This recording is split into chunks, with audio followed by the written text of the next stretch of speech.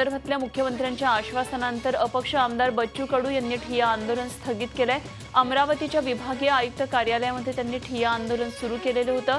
मात्र रांगेतल्या शेतकऱ्यांचा तूर खरेदी करणार असल्याचं मुख्यमंत्र्यांनी सांगितलं आणि त्यानंतर कडू यांनी त्यांचं आंदोलन मागे घेतलंय। पण शेतकऱ्याच्या घरामध्ये असलेली सर्व तूर खरेदी होईपर्यंत हे आंदोलन थांबवणार नसल्याचं अपक्ष आमदार बच्चू कडू यांनी सांगितलंय।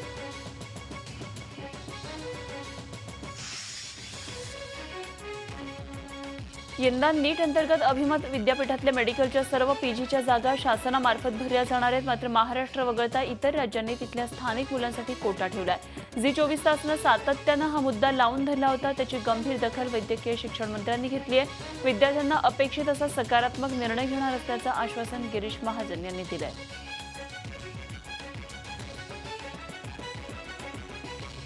महाराष्ट्रातल्या विद्यार्थ्यांवर निश्चित अन्याय होणार नाही।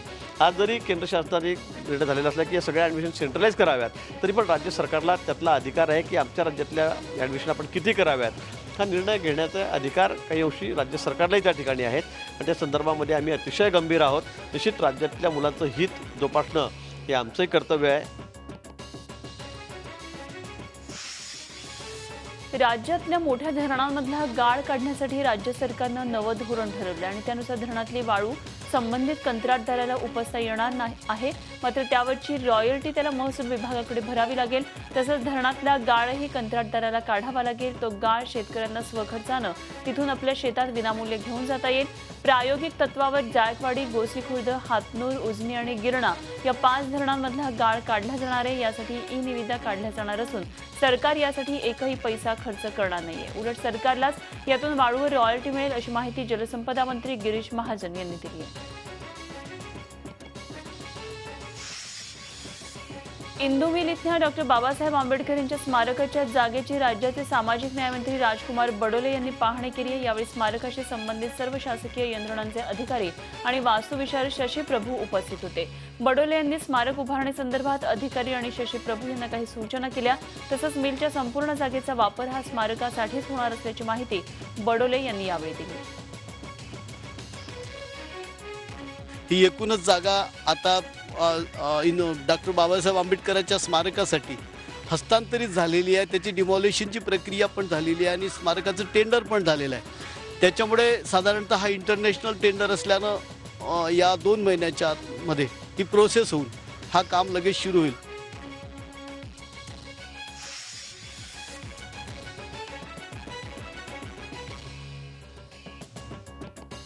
कॅबिनेटच्या बैठकीमध्ये पुन्हा एकदा नाराजी नाट्य पाहायला मिळालं। नुकत्याच झालेल्या पेट्रोलच्या दरवाढीबद्दल शिवसेनेच्या मंत्र्यांनी नाराजी व्यक्त केली।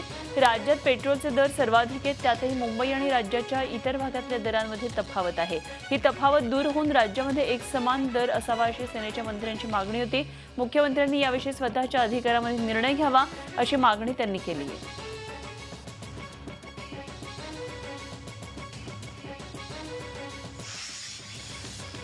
नवी मुंबई शिवसेनेतला वाद पुन्हा एकदा चव्हाट्यावर आला। येत्या मे महिन्यामध्ये स्थायी समिती सदस्यांची तसंच सभापतींची निवड होणार आहे।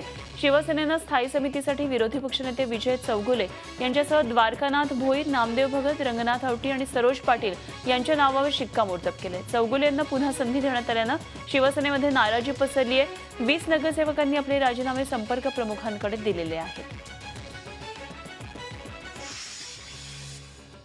पनवेल पालिका निवडणुकीसाठी शिवसेना भाजप युतीबाबतचा निर्णय अजूनही गुलदस्त्यातच आहे। रायगड जिल्ह्यातली पहिलीच महापालिका असलेल्या पनवेलमध्ये शिवसेनेची स्वबळाची चाचपणी अजूनही संपलेली नाही। इच्छुकांच्या मुलाखती घेऊनही शिवसेनेचा अजून युतीबाबत कुठलाही निर्णय झालेला नाही, त्यामुळे शिवसैनिक संभ्रमात आहेत।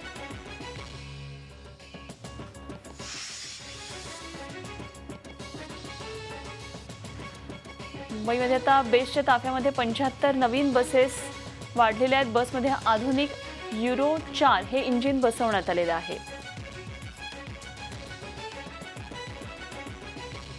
मोठ्या क्षमतेची ब्लोअर सिस्टीम या बसेसमध्ये बसवण्यात आलेली आहे। बसमध्ये मोबाईल चार्जिंगची देखील सुविधा ठेवण्यात आलेली आहे। बेस्टच्या ताफ्यात आता या 75 नवीन बसेस आलेल्या आहेत मुंबईकरांना, त्यामुळे निश्चितच एक प्रकारे दिलासा मिळालेला आहे।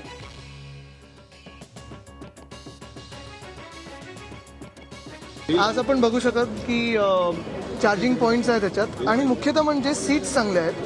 चार्जिंग पॉईंटच्यात जागा थोडी स्पेशियस आहे. मला वाटतं त्याच्यात व्हेंटिलेटर पण आहे, वरतून ब्लोअर आहे, म्हणजे जर जास्ती गरम झालं तर ती आतली हवा बाहेर नेऊन जसं चांगली हवा आत आणू शकतो, हा एक प्रयत्न आहे. आणि मुंबईकरांसाठी चांगली बस देण्याचा प्रयत्न आहे. जसं मी सांगितलं, फायनान्शियल स्टेबिलिटी आणि फायनान्शियल सिक्युरिटी BSTची बघता आपण चांगली कामं करतोय.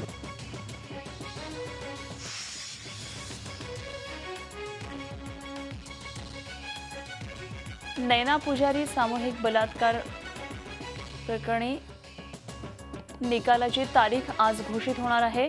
8 ऑक्टोबर 2009ला ही घटना घडलेली होती.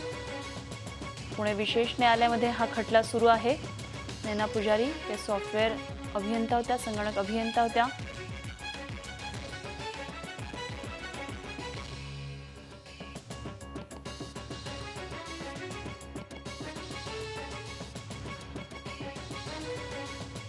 पुणे पोलिसांच्या वतीनं ज्येष्ठ नागरिकांच्या तक्रारी निवारणासाठी ज्येष्ठ नागरिक कक्षाची सुरुवात करण्यात आलेली आहे. ज्येष्ठ नागरिकांच्या तक्रारी आणि प्रश्न या कक्षाच्या माध्यमातून सोडवले जाणार आहेत. पुण्यामध्ये अथश्री फाउंडेशनच्या सहकार्यानं पुणे आयुक्तालयामध्ये हा कक्ष उभारण्यात आला आहे. पोलीस आयुक्त रश्मी शुक्ला यांनी या कक्षाचं उद्घाटन केलं. यावेळी पोलिसांच्या वतीनं ज्येष्ठ नागरिकांना ओळखपत्राचं वाटप करण्यात आलं. जे ज्येष्ठ नागरिक स्वतः या कक्षामध्ये येऊ शकणार नाहीत ते मदतीसाठी 1090 या हेल्पलाईन क्रमांकावर फोन करू शकतील. सर्वोच्च न्यायालयाच्या आदेशानुसार महामार्गालगतची दारूची दुकानं बंद करण्यात आली खरी, मात्र वाहन चालक आता सर्रासपणे गाड्यांमधूनच दारूच्या बाटल्या घेऊन फिरत असल्याचं समोर आलंय. पिंपरी चिंचवडमध्ये मुंबई पुणे महामार्गावर काळभोर नगर इथल्या अपघातात ही बाब उघड झाली आहे. काळभोर नगर इथे एका भरधाव वेगातल्या गाडीनं दुचाकीवरच्या महिलेला जोरदार धडक दिली. यामध्ये दुचाकीवरची महिला आणि तिची लहान मुलगी गंभीर जखमी झाल्या. दरम्यान धडक दिलेल्या गाडीमध्ये बियरच्या बाटल्या आढळून आल्या.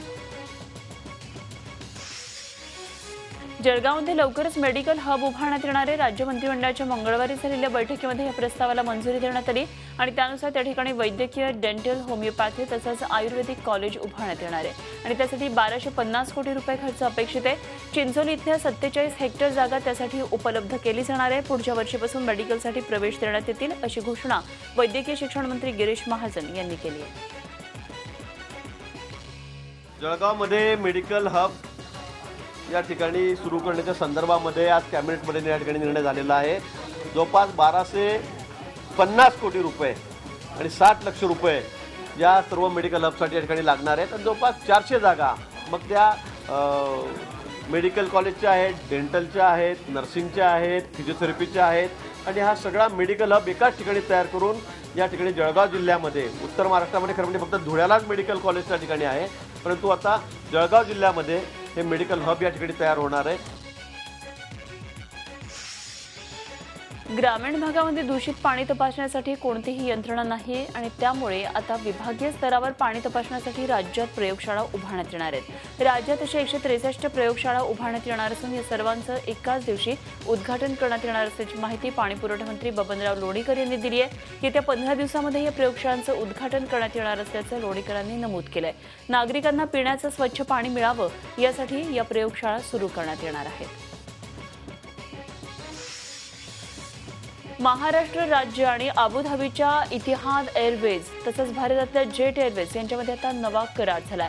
जिथे जिथे इतिहाद एअरवेजचं विमान जाईल तिथे महाराष्ट्र राज्य, त्याची संस्कृती, कला, खाद्य, पर्यटन याची माहिती दिली जाणार आहे. राज्यातल्या पर्यटन स्थळं, त्याची माहिती याचे व्हिडिओ इतिहाद एअरवेजच्या विमानामध्ये दाखवले जाणार आहेत. पर्यटन मंत्री जयकुमार रावल यांनी याबाबतची माहिती दिली आहे. 7व्या वेतन आयोगाच्या शिफारशींची काटेकोर अंमलबजावणी व्हावी, कर्मचाऱ्यांच्या भत्त्याचा प्रश्न मार्गी लागावा या प्रमुख मागण्यांसाठी मंगळवारी देशभरामध्ये मोटरबंदी उपोषण आंदोलन केलं.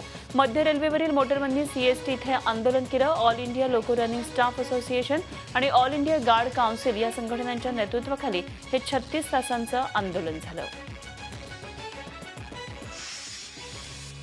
यवतमाळ जिल्ह्यामध्ये एकाही गावामध्ये कमी दाबानं वीज पुरवठा राहणार नाही आणि यासाठी आवश्यक ती कामं आठवडाभरामध्ये पूर्ण करण्याचे निर्देश ऊर्जामंत्री चंद्रशेखर बावनकुळे यांनी दिलेत. शेतकऱ्यांची दिशाभूल करणाऱ्या आणि कामचुकार कर्मचाऱ्यांची कानउघडणी त्यांनी केली. पुण्यानंतर यवतमाळमध्ये महावितरणच्या कार्यालयात आयोजित थेट संवाद कार्यक्रमात आलेल्या 90% तक्रारी ऑन स्पॉट सोडवण्यात आल्या. चंद्रपूर जिल्ह्यातल्या चिचपल्ली जंगलातल्या गोंडसावरी शेतशिवारात 3 रानगव्यांच्या मृत्यूनं हात धरले. शेत राखण्यासाठी शेतकऱ्यांनी कुंपणात वीज प्रवाह सोडल्यानं जिवंत तारांचा स्पर्श झालेल्या 3 रानगव्यांचा मृत्यू झालाय. घटना लपवण्यासाठी शेतकऱ्यांना साथीदारांसह गवेलगतच्या नदीपात्रामध्ये पुरलेले होते. गावात घटनेचा गवगवा झाल्यानं वनविभागानं हालचाली करत शेतकऱ्यासह 4 साथीदारांना ताब्यात घेतलं.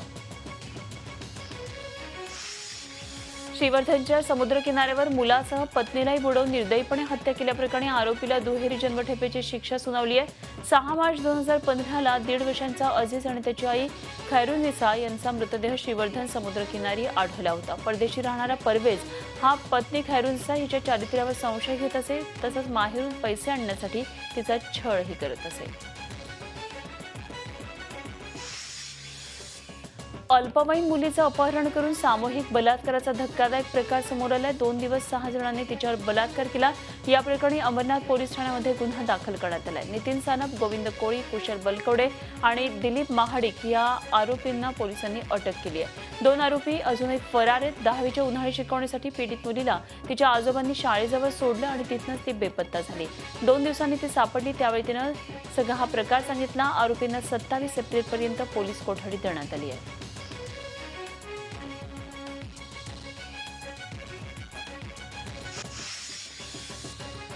दिल्ली महापालिका निवडणुकीचा निकाल आज जाहीर होणार आहे. सकाळी 8 वाजल्यापासून मतमोजणीला सुरुवात झाली आहे. 270 नगरसेवकांच्या दिल्ली महापालिकेमध्ये कोणाला प्रवेश मिळणार याचा फैसला आता थोड्याच वेळात होईल. दरम्यान आतापर्यंतची आकडेवारी पाहता भाजपला मोठी आघाडी मिळतेय, तर दुसऱ्या नंबरवर काँग्रेस आहे. आम आदमी पक्ष मात्र 3ऱ्या नंबरवर असल्याचं चित्र सध्या तरी पाहायला मिळतंय.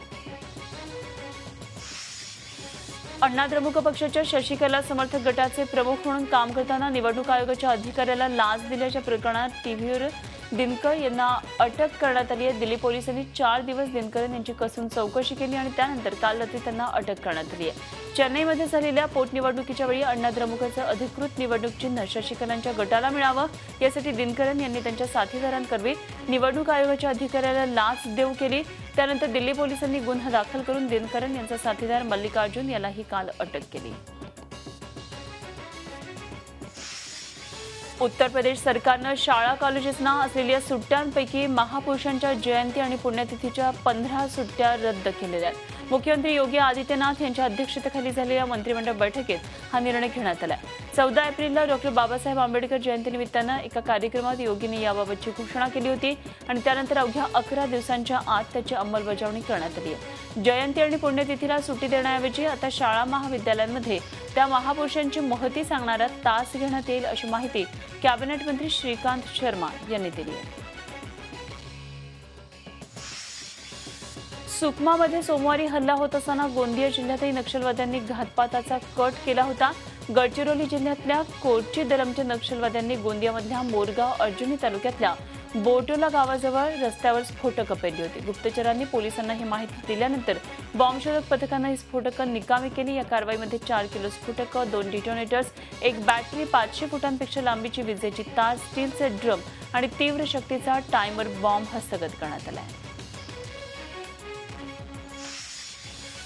1 जुलै रोजी देशामध्ये लागू होणाऱ्या जीएसटी करप्रणालीसाठी आवश्यक असणारी विधेयकं मंजूर करण्यासाठी राज्याच्या विधिमंडळाचं विशेष अधिवेशन बोलावण्यात आलंय.